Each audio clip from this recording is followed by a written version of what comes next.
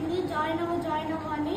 Starting లేదు అనుకున్నాను నేను చేయగలను, అచీవ్ చేయగలను 10 levels అని. చాలా భయపడిపోయాను. కానీ ఆ తర్వాత మళ్ళీ నాకు ఒక 5 levels తర్వాత కాన్ఫిడెన్స్ పెరిగింది. నేను చేయగలననే కాన్ఫిడెన్స్ నాకు వచ్చింది.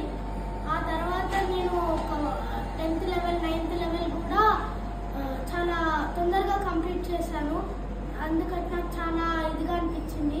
ఇంకా స్కూల్లో కూడా మ్యాథమెటిక్స్లో మా టీచర్ అడిగే వర్డ్ ప్రాబ్లమ్స్కి కూడా అర్థం చేసేసుకుని అబాకస్లో క్యాలిక్యులేట్ చేసుకుని చెప్పేసాను.